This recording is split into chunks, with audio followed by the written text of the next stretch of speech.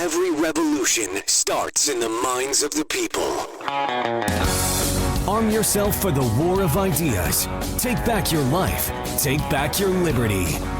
Tom Mullen Talks Freedom.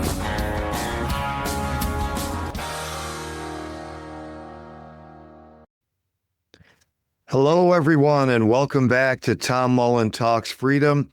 Today is Wednesday, April 8th, and I'm happy to report that over the last 24 hours, no civilizations have been ended, especially any that are 4,000 or 5,000 years old. And of course, I'm talking about the ceasefire that was agreed to at the 0 hour, once again, between the Trump administration and Iran, with the help of Pakistan acting as an intermediary. And I believe, until last night and perhaps, ongoing, the only communication between the Trump administration and the Iranians is through Pakistan. The U.S.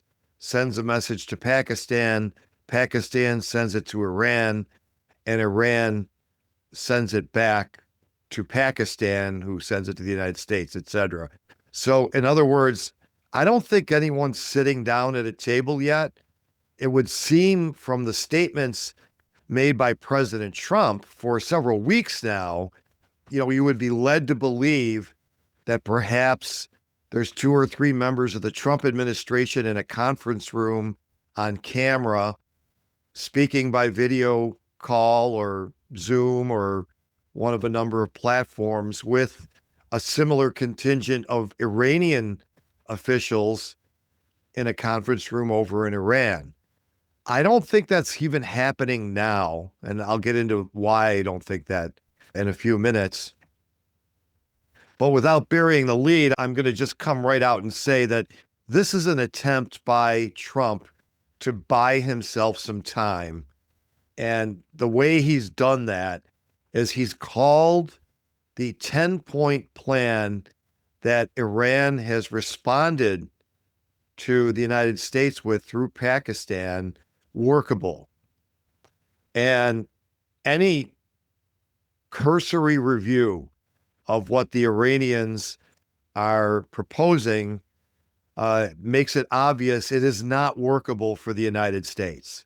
There is the United States should accept Iran's plan. It's very reasonable, but I'm going to go through point by point what the United States proposed in its 15-point plan that we've been hearing about for a number of weeks, and then compare that to what Iran has answered with. So Iran has already said the 15-point plan is not acceptable.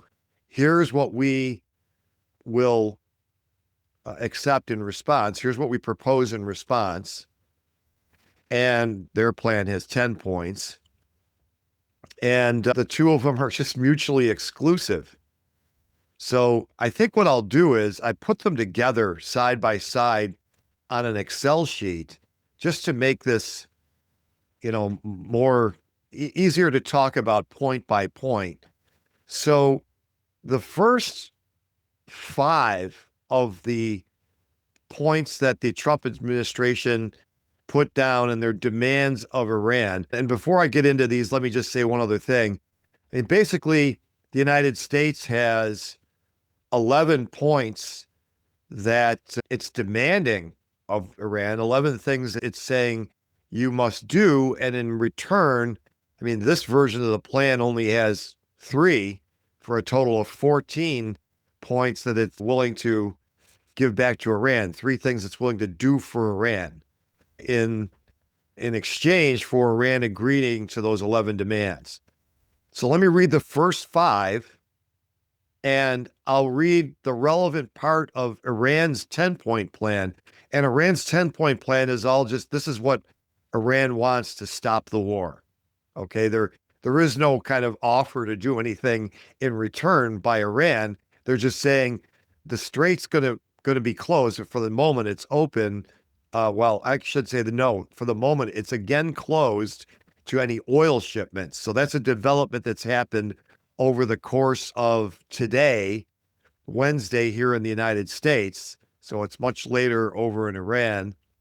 But without further ado, point number one on the United States plan, 15-point plan, is nuclear disarmament.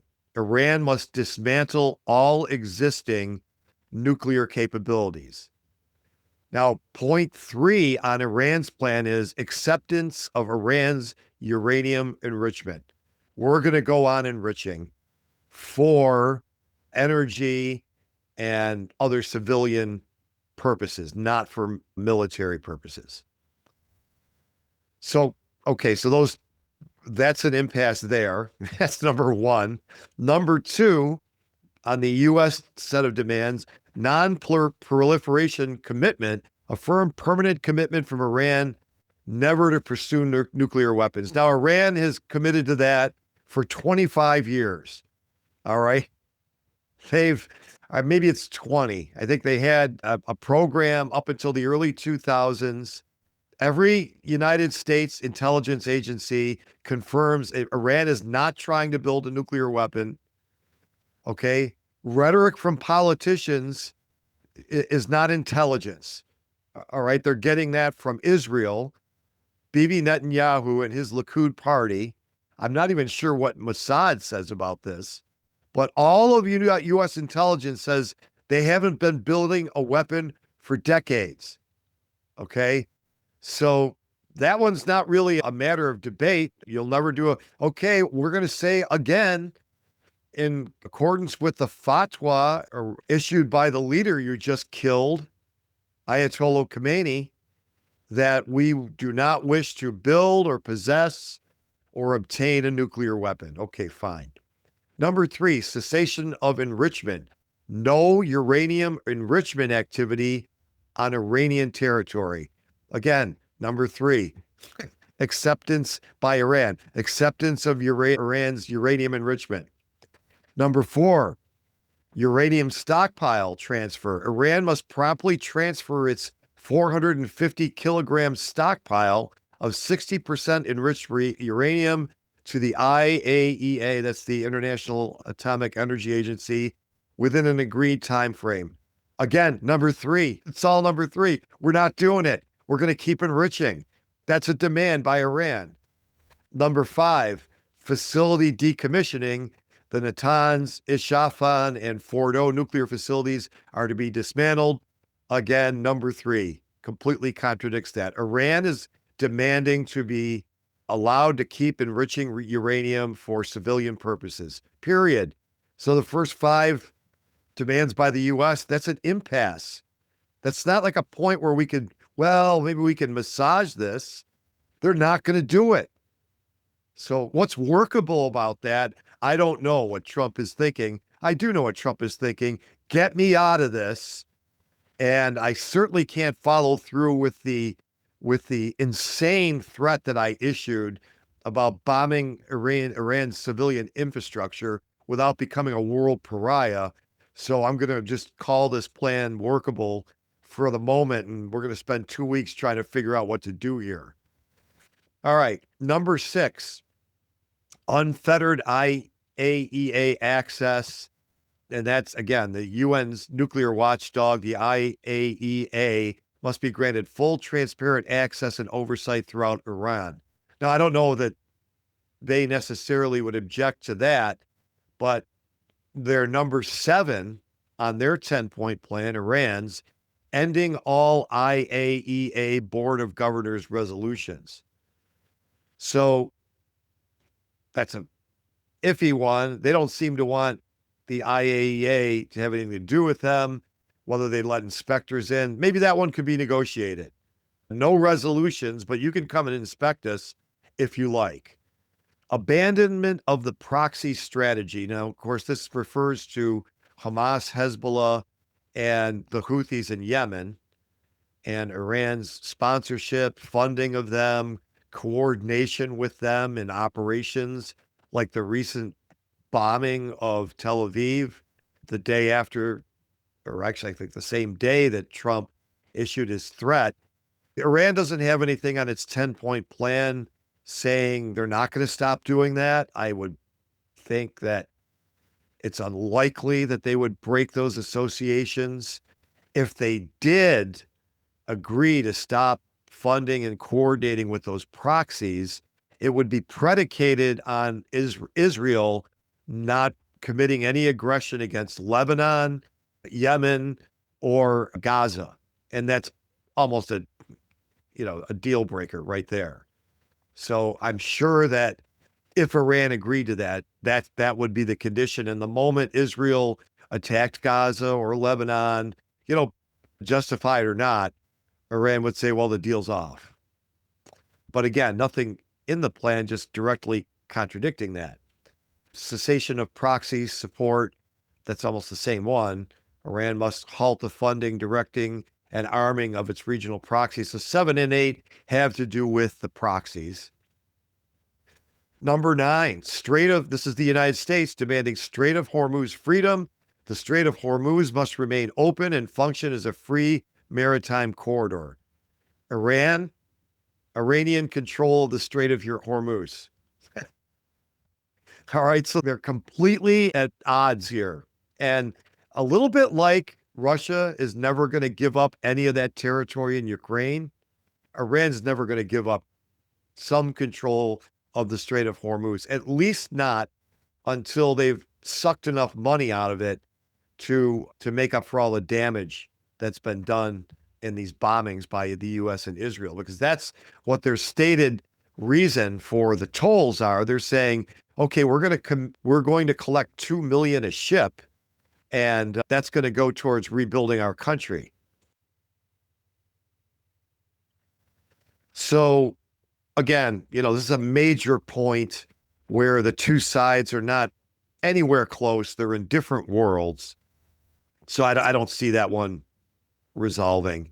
And the number 10 was the United States is number 10 is Iran's missile program must be significantly curtailed in both range and quantity with specific thresholds to be determined. I'm sure the U.S. will argue that Iran can't have a missile that has the range to hit Israel. That'll be a deal breaker. The main reason that Iran has a missile inventory is to defend itself against Israel. And of course, the United States, they've been stockpiling, waiting for this war to come for 20 years to wage this asymmetric war, which they've done very successfully, unfortunately, or fortunately for them and unfortunately for the empire, and to the extent that they have killed a few U.S. soldiers, unfortunate for the United States. And then their last point is defensive missile use only. Any future use of missiles would be strictly restricted to self-defense.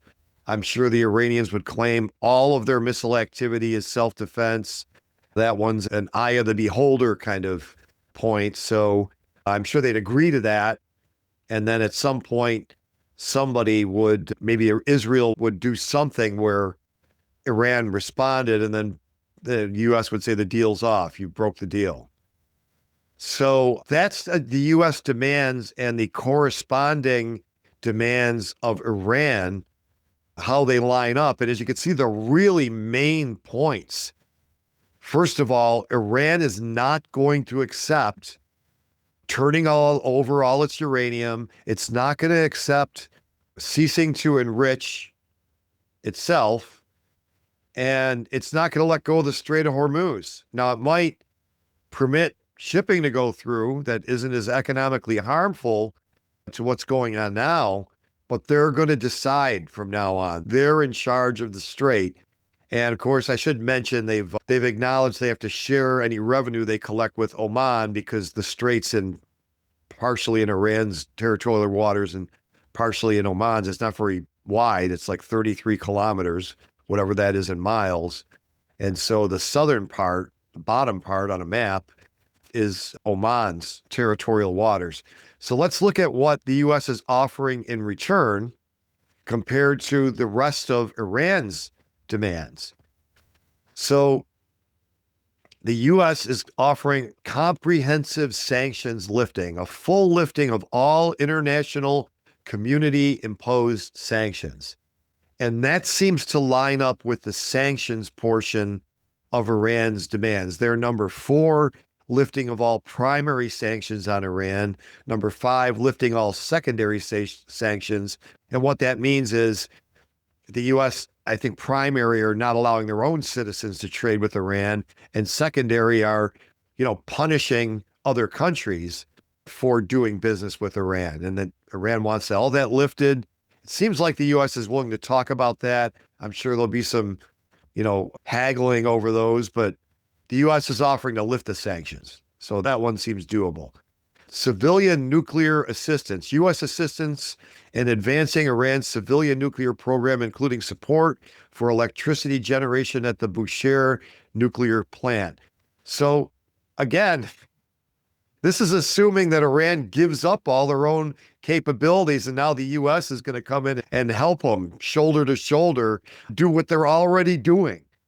Not going to happen, right? So, I mean, that's not even an offer. I guess it is. The U.S. is, offering to spend some nominal amount of money, obviously going in there to help them do what they can already do on their own, but would not be able to do if, Iran gave up its enrichment. And, one of the things that's hiding in the back of the whole hand over all your uranium, you're not allowed to enrich anymore is, okay, so where are they going to get it for their nuclear program?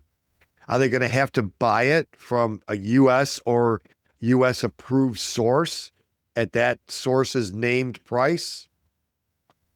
I mean, come on, everybody knows that's going to be part of the scam, right?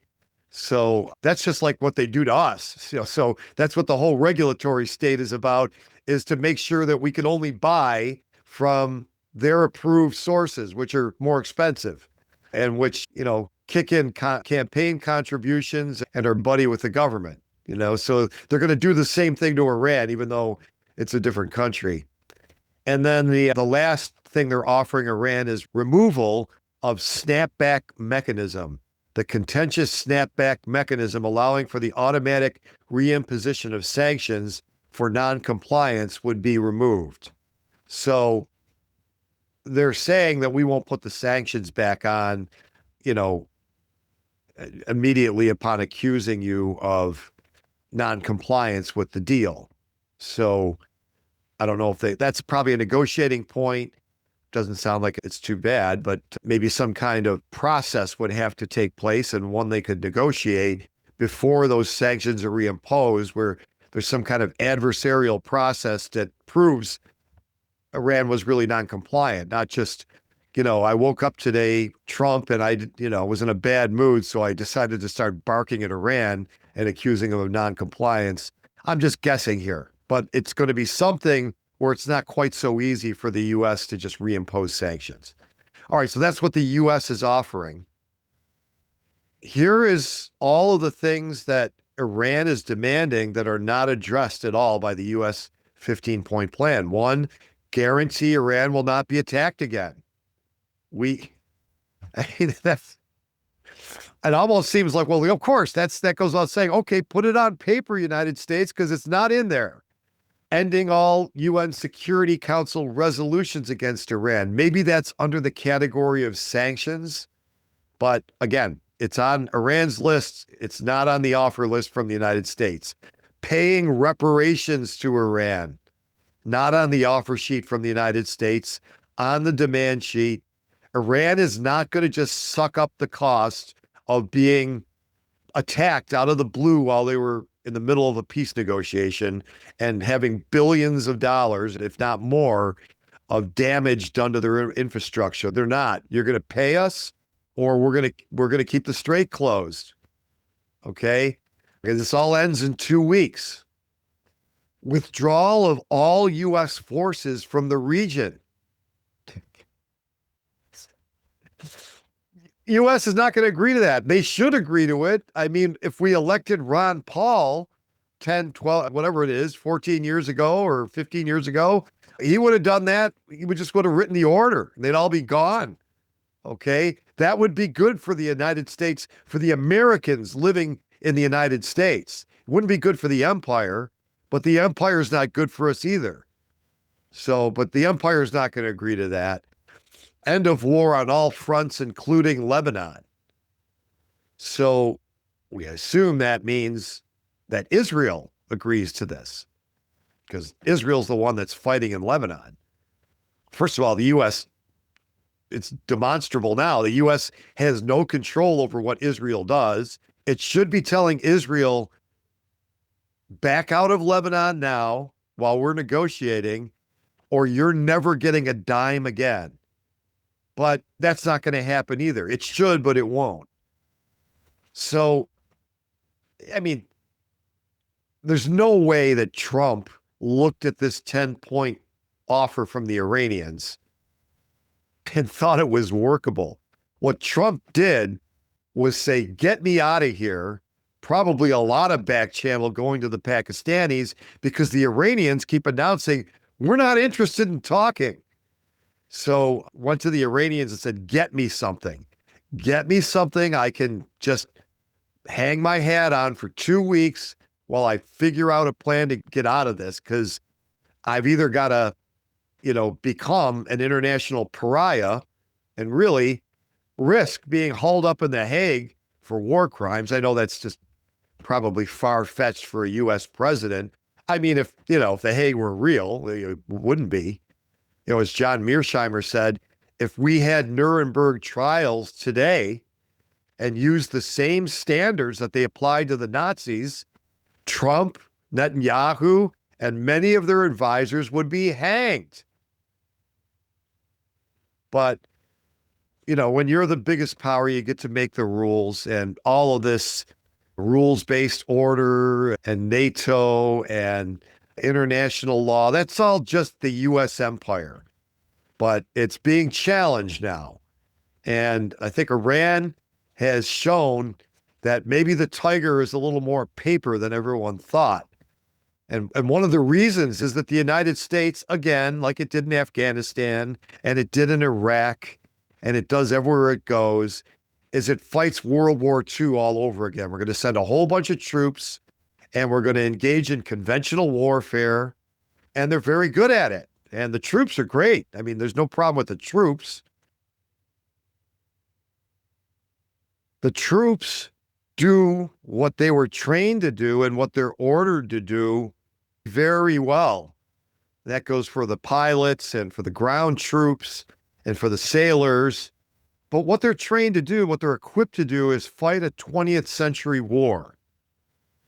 But what Iran has done is fight a 21st century asymmetrical war. And as I've said on previous podcasts, it's not that they don't care that they've suffered all this damage. That's why they're asking for reparations. But in their calculations over the past 2 decades, they've baked in, we're going to take, severe damage and loss of life when the United States decides to attack us. But here's how we survive and perhaps win. And it's all about, these speedboats, cheap drones. When you've got a $40,000 drone being defended by a $4 million rocket, you can outlast your enemy. So that's what they're doing. We're going to build everything underground. Now, everything's not underground. A lot of what is above ground, if not all, has been destroyed, but they still have huge capabilities. Okay, so this was their plan. Whether you like them or not, it's been a successful plan. And when it came down to Trump not knowing what to do and then threatening to bomb their civilian infrastructure, I've seen widely shared video of thousands and thousands of Iranian civilians forming human shields around their power plants so that when the U.S. pilots looked through their scopes, they would see thousands of civilians they were about to bomb to death. And of course, again, this is not the way you win a conventional war. In the famous scene in the movie Patton, no one ever won a war by dying for his country. He won the war by making the other poor dumb bastard die for his country. But that's a 20th century war, not the war the Iranians are fighting. So I don't know where it's going to go. I know there's going to be no deal. I mean, the only deal that would be possible would be just giving in to all the Iranians' demands. And I just don't see, I mean, obviously the U.S. is not going to leave the region unless there's been so much damage to those bases that it would cost too much to rebuild them. But what does the empire care about cost? You know, if some kind of global depression occurred out of this and it was just, you know, was not a good time to try to rebuild all the military bases that have been destroyed. And I don't know how, to what extent they are destroyed. Is that being exaggerated? Do they just have some damage, but they could still be operational tomorrow if they sent the troops back? I don't know.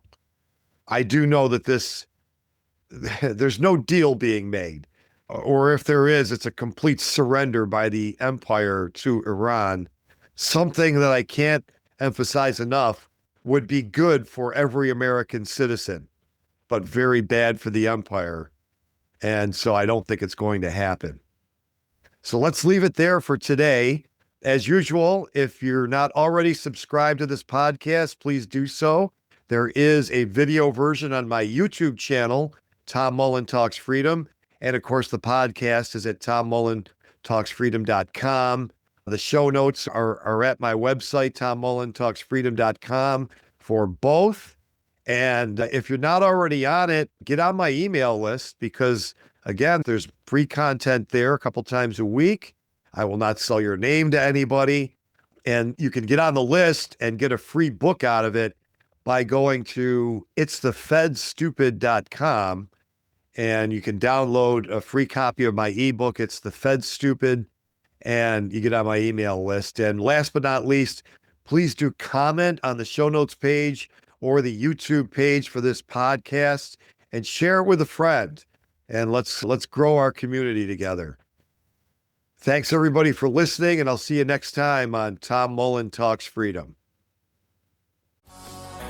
The war of ideas has only just begun. Arm yourself with the knowledge you need by heading to tommullentalksfreedom.com and subscribing to our email list. And remember, every revolution starts in the minds of the people.